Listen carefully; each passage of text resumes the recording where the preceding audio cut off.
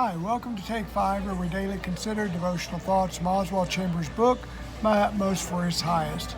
Today is August 20th, and the title of today's devotional is Christ Awareness, and I will give you rest, Matthew chapter 11, verse 28. Too often we have little concern regarding our walk in Christ and the need to remain unstained by the world. Chambers warns, whenever anything begins to disintegrate your life with Jesus Christ, turn to Him at once, asking Him to reestablish your rest. Chambers gives the key as to how we will know if a time of spiritual disintegration is occurring. There will be a lack of rest in our soul. He continues, never allow anything to remain in your life that is causing the unrest. Think of every detail of your life that is causing the disintegration as something to fight against, not as something you should allow to remain. Be certain not to seek for the wrong things to remain in your life, a wrong relationship, a wrong interest, pleasures you enjoy but shouldn't. Immediately divest yourself of anything that disturbs your walk with Christ. OC encourages, ask the Lord to put awareness of Himself in you, and your self-awareness will disappear. Then He will be your all in all. Some might feel led to contend with Chambers, thinking here by saying you only live once, so you need to give yourself as much self-gratification as you can. His use of the phrase self-awareness is in regards to the one primarily interested in gratifying self. Dr. Chambers continues, beware of allowing your self-awareness to continue, because slowly but surely it will awaken self-pity, and self-pity is satanic.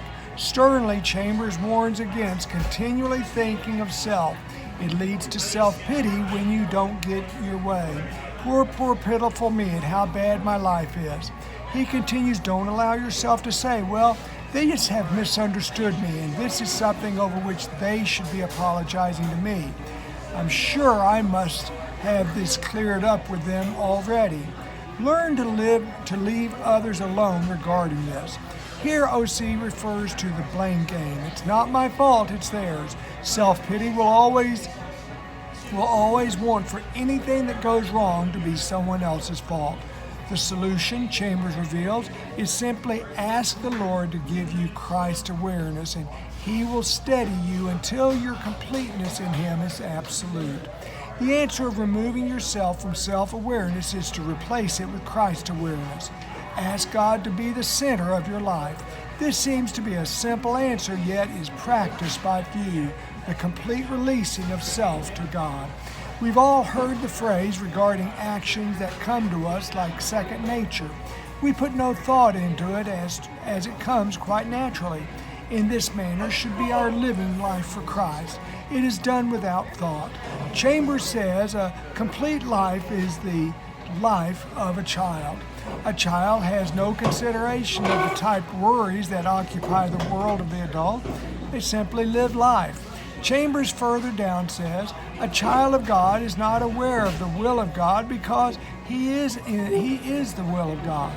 In other words, there should be no consideration of how to go about acting as a child of God, for they are the child of God.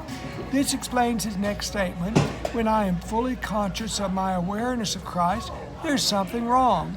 When I am having to constantly think about and worry if I'm acting like a Christian, then there is something incongruent, because it should simply be my nature to live as one who is Spirit-filled. It's an interesting comparison Dr. C next draws. It is the sick person who really knows what health is.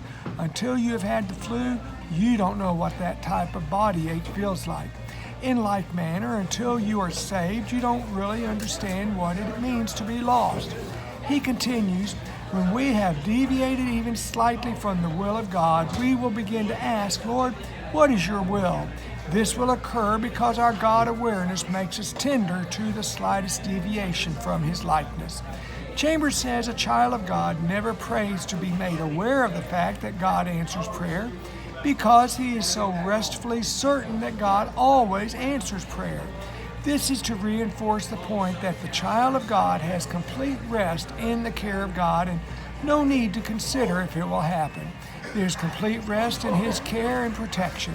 A summation of Chambers' final thoughts would be understood that human efforts cannot achieve Christ-likeness. You aren't going to be able to make yourself like Christ, for that focuses on human effort, or as he terms, self-awareness. Chambers closes with, Christ awareness will take the place of self-awareness. Whenever Jesus comes, he establishes rest, the rest of the completion of activity in our lives that is never aware of itself. This rest is the peace of God that surpasses understanding. It's the yielding of self fully to his control. Thanks for being here today. Now may God's grace and peace be ours as we seek to live our utmost for his highest. Have a good day. We'll see you tomorrow. Bye now.